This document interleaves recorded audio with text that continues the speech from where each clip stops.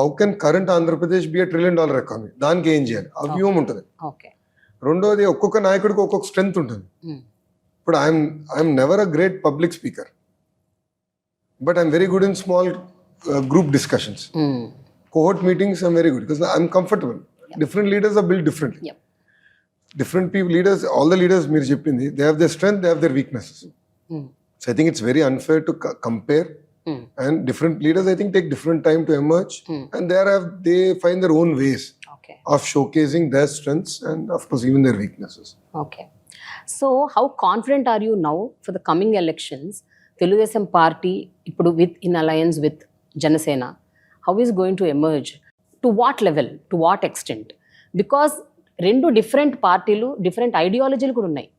Maybe ఒక common ఐడియాలజీతో మీరు కలిసి ఉంటారు, బట్ ఐడియాలజీస్ డిఫరెంట్ ఉంటాయి. And two different parties coming together for a common cause, but will have lot of issues. They will have their own strengths and weaknesses. How are you going to address that? First మీరు చూస్తే 2019లో తెలుగుదేశం పార్టీకి వైకాపాకి ముందు vote share difference is 10%. So contextually I need to convince 6 in 100. That is the first point. Second, Janasena ki I think 6.5, close to 6.7% vote share వచ్చింది. Total Andhra Pradesh. So together we are now a formidable opposition. And మా agenda ఒకటే, రాష్ట్రం. మా agenda ఒకటే, ఆంధ్ర ప్రజల గురించి. నువ్వు కొత్తగా పెళ్ళైనప్పుడు గొడవలు లేకుండా ఉన్నావు కదా. ఇప్పుడు I have been now married for 16 years, but we fight on trivial issues. That is life. That is the beauty of life. That is the journey. So పెళ్లి బిట్వీన్ ఇద్దరి మధ్యలోనే గొడవలు ఉన్నప్పుడు, చిన్న చిన్న విభేదాలు ఉన్నప్పుడు, when there is a alliance, they are bound to have hiccups. There is nothing as a perfect or గొడవలు లేని రిలేషన్షిప్ అనేది ఇంపాసిబుల్. కొడుక్కి తల్లికి చిన్న చిన్న ఇష్యూలు ఉంటాయి, భార్య భర్తల మధ్యలో గొడవలు ఉంటాయి, అక్క చెల్లెల మధ్యలో గొడవలు ఉంటాయి, అన్న తమ్ముడి మధ్యలో గొడవలు ఉంటాయి. So why are people expecting every relationship or every alliance to be perfectly smooth? Right. చిన్న చిన్న విభేదాలు ఉండొచ్చు, బట్ ఎజెండా ఒకటే. It is a meeting of minds and meeting of hearts. Agenda ఒకటి పెట్టుకో. ఓకే. అందుకే కలిసికట్టుగా పోరాడాలి నిర్ణయించుకో. బట్ సీట్స్ షేర్ మీద ఏమన్నా ఒక అండర్స్టాండింగ్ వచ్చిందా? 175 సీట్స్లో ఎన్ని చోట్ల నుంచి జనసేన పోటీ చేయబోతోంది? దాదాపు ఒక అవగాహనకు వచ్చింది, బట్ ఇంకా ఫైన్ ట్యూన్ చేయాల్సిన అవసరం ఉంది. అది నెక్స్ట్ 1 month లో మా తెలుగుదేశం పార్టీ అధ్యక్షులు వారు చంద్రబాబు నాయుడు గారు, అదేవిధంగా పవన్ కళ్యాణ్ గారు కలిసి ప్రకటిస్తారు. ఓకే. ఒకవేళ మీరందరూ ఊహించినట్టు గవర్నమెంట్ ఫామ్ అయితే డిప్యూటీ సీఎం పవన్ కళ్యాణ్ గారు అవుతారా? అది వాళ్ళిద్దరు నిర్ణయించుకోలేదు, బాబు గారు చంద్రబాబు నాయుడు గారు. It is the party, you all also will discuss and do it కదా. That will be decided by Telugu Desam party, Chandrababu Naidu గారు, పాలిట్ బ్యూరో, అదేవిధంగా పవన్ గారు. They have to decide. It is not for Lokesh to decide కదా. బట్ ఎన్నో సందర్భాల్లో పవన్ కళ్యాణ్ గారు బహిరంగ సభల్లోనే ఒక మాట అంటూ వచ్చారు చాలా సందర్భాల్లో. ఏంటంటే, మీరందరు నా సభలకు వస్తున్నారయ్యా, కొన్ని వేల సంఖ్యలో, లక్షల సంఖ్యల్లో వస్తున్నారు, కానీ మీరు ఓట్లు వేయట్లేదు అని అన్నారు ఆయన. చాలా సందర్భాల్లో అన్నారు, this is not converting in to vote అని. తెలంగాణలో జరిగిన ఎన్నికల్లో కూడా అదే జరిగింది. Janasena party could not achieve 1 seat. So what you have to say about this? అంటే పవన్ కళ్యాణ్ అన్న మాటలు, తెలంగాణలో జరిగిన ఒక దాన్ని మీరు రెఫరెండంగా ఏమన్నా తీసుకుంటారా ఆంధ్రప్రదేశ్ ఎలక్షన్స్కి సంబంధించి? మీరు చూస్తే రాజకీయ నాయకులు ఉన్న వాళ్ళం మనం నిరంతరం ప్రజల్లో ఉండాలి, ప్రజల తరపున పోరాడాలి. పవన్ కళ్యాణ్ గారు కూడా వారాహి యాత్ర ద్వారా ప్రభుత్వాన్ని ఉతికారేస్తున్నారు, ఆయన ఎజెండాని ముందలు తీసుకెళ్తున్నారు. తెలంగాణకు వచ్చే గల ఆయనకి టైం సరిపోలేదు. he was very busy with Andhra politics. So I believe that is one of the reason. రెండోది అబ్సల్యూట్లీ రైట్. ఇప్పుడు యంగ్స్టర్స్ ఓట్ వేయాలి కదా. ఎందుకు హైదరాబాద్లో majority of them didn't vote? అంటే అందరం కూర్చుని కాఫీ తాగుతాయి, ప్రభుత్వం ఇంతే, మాకు రోడ్లు సరిగలేవు, డ్రైన్లు సరిగలేవు, కరెంట్ 24 గంటలు ఎవరు, కరెంట్ ఛార్జీలు పెంచేశారని అందరం కొనుక్కుతాం. కానీ వెళ్ళి ఓట్ అయిపోతే ఎట్లా? ప్రజలు కూడా ఇది సీరియస్గా తీసుకోవాలి.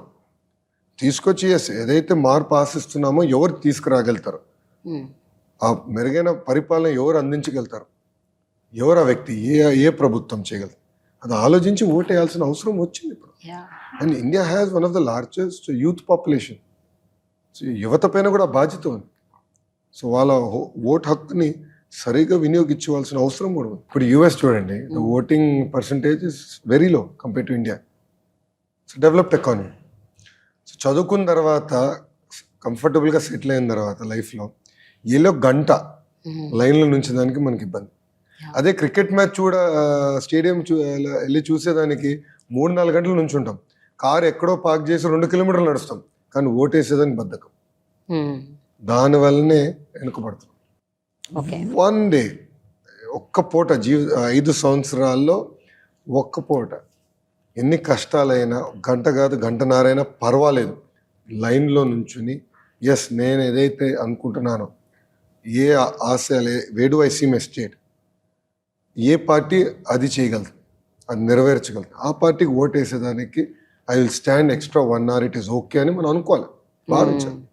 లేదంటే ఏమవుతుంది, ఇప్పుడు నాలాంటి యంగ్స్టర్స్ మేము ఉన్నాం, నేను స్టాన్ఫర్డ్లో చదివా, ఇంకా then what is the incentive for me to work for people? ఎందుకు కష్టపడాలి నేను ఇంత? ఎందుకు గొడ్డి చాకరీ చేయాలి? ఎందుకు ఇంత 1000 కిలోమీటర్లు నడవాలి? ఎందుకు ప్రజల సమస్యలు తెలుసుకుని వ్యూహం ఫామ్ చేసుకుని ఆ మార్క్ తీసుకురావాలని ఆశించాలి? అదే కానీ ఇప్పుడు నేను స్టాన్ఫర్డ్ నుంచి 2008లో గ్రాడ్యుయేట్ అయ్యా. మా బ్యాచ్మేట్స్ అందరం చూస్తే the average salary is $2 million. అందరూ బాగా సంపాదిస్తున్నారు, వెరీ వెల్ సెటిల్, ఏసీ రూమ్లో కూర్చొని పని చేయొచ్చు, చౌంట ఒక్క క్షణం కూడా పట్టదు ఎక్సెప్ట్ జిమ్కి వెళ్తే తప్ప. నేను ఆ జీవితం కోరుకుని ఉండొచ్చు, కానీ నేను ఏదైతే నమ్ముకున్నాను, అంటే నేను ఏదైతే నమ్మాను, నేను ఆంధ్ర రాష్ట్రం నంబర్ 1 చేయాలి, పాజిటివ్ లీడర్షిప్ తీసుకురావాలి, బిల్డ్ చేయాలి అని నేను ఏదైతే నమ్ముకున్నానో దానికోసం నేను పోరాడుతున్నాను. దానికి ప్రజలు కూడా సహకరించాలి, ప్రజలు కూడా ఆశీర్వదించాలి, దీవించాలి. ప్రత్యేకంగా చదువుకున్న వాళ్ళు అర్బన్ యంగ్స్టర్స్ పెద్ద ఎత్తున వచ్చి ఓట్ వేయాల్సిన అవసరం ఉంది. What has actually changed over these years Lokesh, అంటే ఎస్పెషల్లీ ఇన్ యువర్ పర్సనాలిటీ?